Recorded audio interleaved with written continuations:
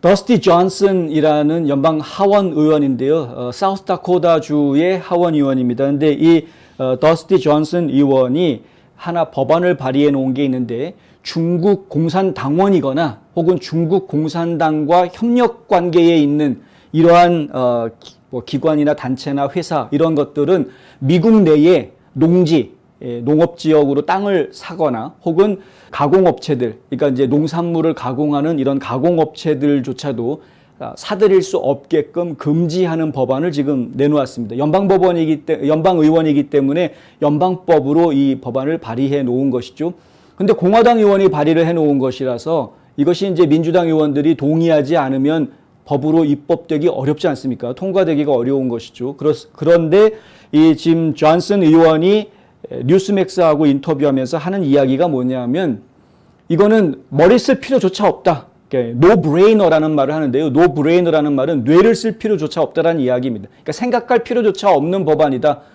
당연히 중국이라는 적국, 중국은 우리나라의 동맹국이 아니니까요.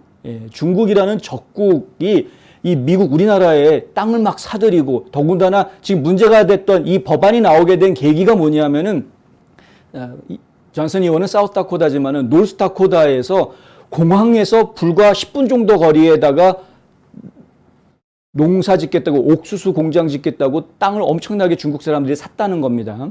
이것도 저희가 전에 한번 보도해 드린 적이 있죠. 그러니까 얼마든지 이 사이에, 공항에서부터 이 농경지의 이 사이에 거리가 뭐 10몇 마일 있다고는 하지만은 그 거리를 충분히 커버할 수 있을 정도로 주변에 산 같은 게 없습니다. 그러니까 이 공항에 비행기가 뜨고 내리는 걸 전부 다 감시할 수 있는 것이거든요. 그러니까 농장 관리하겠다라는 이유로 거기다가 탑 하나 세워놓고 탑 꼭대기에서 누가 망원경 들고서는 관찰하면은 공군기지가 다 관찰이 될 수 있는 뭐 이런 상황인 겁니다. 지금 상황이. 그러니까 아무리 해외 투자 좋고 일자리 창출 좋다고 하더라도 이건 너무했다, 이런 이제 비난들이 지역사회에서 나오고 있는 것이죠. 근데 그것이 이제 계기가 돼서 이러한 법안을 만들게 된 겁니다. 농경지를 지금 적국에다가 땅을 주는 것이, 이것이 과연 올바른 것이냐.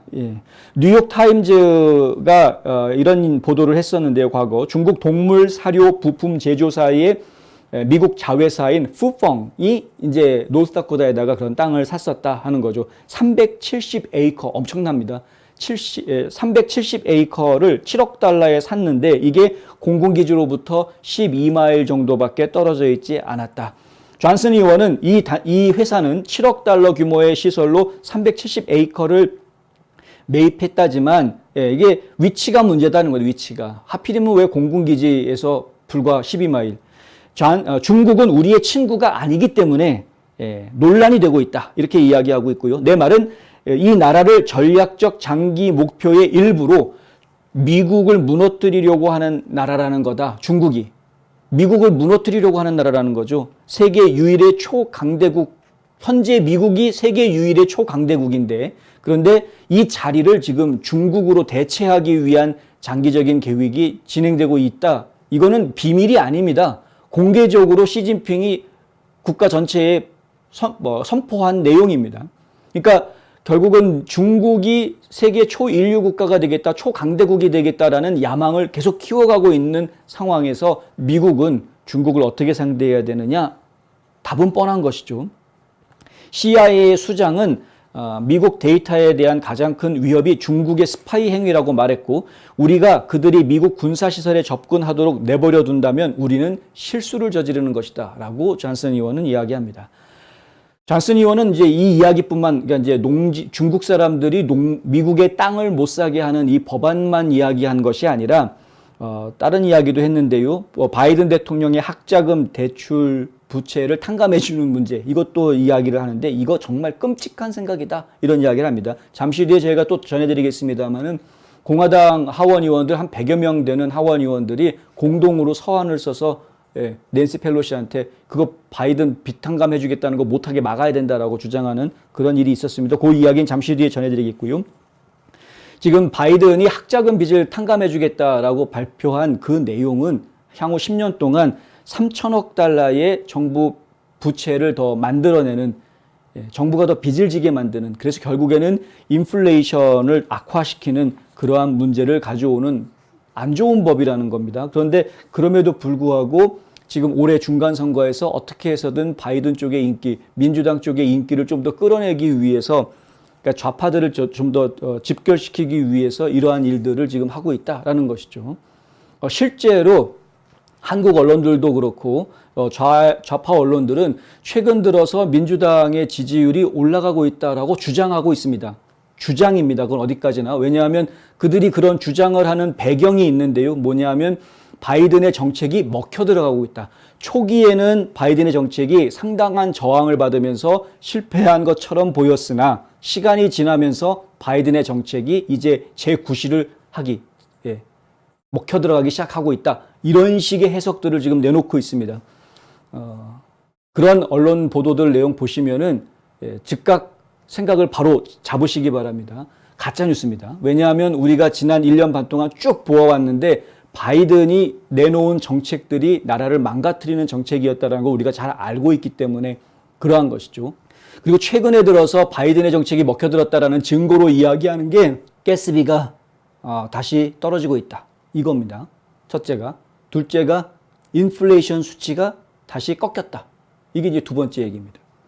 그런데 그 두 가지 이야기 전부 다 잘못된 이야기입니다. 왜냐하면은 가스비가 떨어지기 시작했다. 그것만 놓고 이야기하면 맞죠. 그런데 문제는 뭐냐면 어떻게 해서 가스비가 떨어졌느냐를 보자라는 이야기입니다.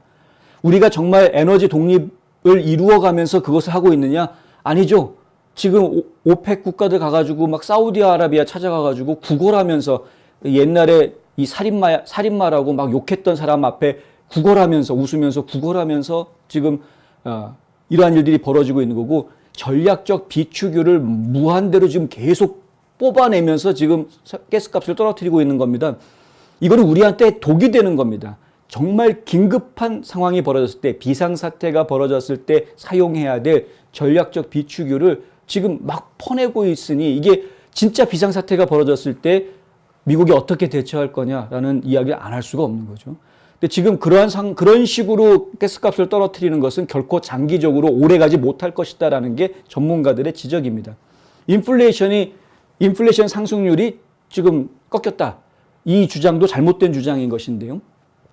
인플레이션 상승률이 꺾였다고 해도 아직까지도 높은 인플레이션입니다. 뭐 10% 올라갔던 게 8% 됐다고 그래서 낮아진 게 아니다라는 이야기죠. 왜냐하면 10% 올라간 상황에서 8%도 올라간 겁니다. 물가가. 물가가 떨어진 게 아니죠. 물가는 지금 계속 오르고 있는 겁니다. 그렇기 때문에 제롬 파웰 연준 의장이 더 계속해서 강력한 고금리 정책을 계속 쓰겠다. 미국 국민들이 설사 고통받는 상황이 다 온다고 하더라도 고금리 정책 계속 이어가겠다라고 이야기하는 이유가 바로 이런 것 때문입니다. 물가가 지금 잡힌 게 아닙니다. 물가는 지금 계속 올라가고 있습니다. 그러니까 결국에는 지금 좌파 언론들이 잘못 보도하고 있는 것이죠. 어떻게 해서든 바이든이 잘하고 있다라고 막 국민들을 갖다가 현혹하기 위한 잘못된 보도들을 내놓고 있는 것이다.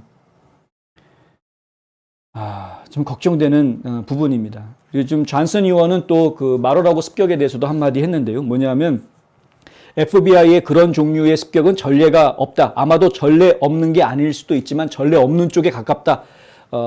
예전에 이제 과거에도 보면은 전직 대통령이라든가 현직 대통령에 대해서 사법부가 기소 조치한 것이 아주 없었던 건 아닙니다. 대표적인 게 뭐 닉슨 대통령 같은 이야기니까. 그러니까 기소를 했던 상황이 아주 없었던 것은 아니지만 하지만 지금 트럼프한테 한 이런 경우는 정말 전례가 없는 거다라는 이야기죠. 좀 경우가 다르다라는 이야기입니다. 닉슨 같은 경우에는 민주당, 공화당 할 거 없이 다 찬성했는데 문제시하는 거에 대해서. 근데 지금 트럼프 같은 경우에는 지금 좌파들만 지금 난리를 치고 있는 것이지 사실 공화당 측에서는 트럼프에 대해서 어떠한 의혹이나 의심도 지금 이야기하지 않고 있는 상황인데 이런 일이 벌어졌기 때문에 그런 것이고요. 이것은 매우 이례적인 일이며 모든 정보가 나오고 모든 데이터를 수집한 후에 이것이 문서 관리에 관한 것이라면 더더군다나 그렇다. 우리는 결정을 내려야 한다. 하지만 우리는 이러한 사실이 밝혀질 때까지 더 시간을 주어야 한다. 말도 안 되는 핵코드가 뭐 말하라고 사저에 있었다라는 이런 말도 안 되는 이야기들이 나오는 것은 상당히 한심한 이야기. 있다. 뭐 이런 이야기도 이제 했다고 합니다. 어쨌든 존슨 의원이 이야기하고 있는 중국에다가 우리 미국의 땅을 갖다 함부로 팔지 않게 하는 법안 만들어야 된다라는 이야기, 이거 굉장히 중요한 이야기일 것 같다고 저는 개인적으로 생각을 합니다. 사실 이 얘기 전해드리면 한국의 박정희 대통령이 생각이 날 수밖에 없는데, 박정희 대통령도 이러한 정책을 좀 폈었죠. 이것이 굉장히 중요합니다. 국가의 주권을 유지하기 위해서. 이것이 더군다나 상대방 국가가 우리의 친구냐 아니면 우리의 적이 될 수 있느냐, 이러한 부분에 대한 정확한 판단 하에서 경제정책도 같이 가야 되는 것이다. 하여간 입법자들이 올바른 지적들을 하고 있다는 것은 제가 긍정적으로 생각하고요. 다만 안타까운 것은 현재는 공화당이 소수당이기 때문에 어떤 좋은 의견을 내더라도 민주당 측에서 이것을 제대로 받아들여지지 않는 모습을 보이니까 그것이 좀 안타깝기는 하다 하는 말씀도 함께 드립니다.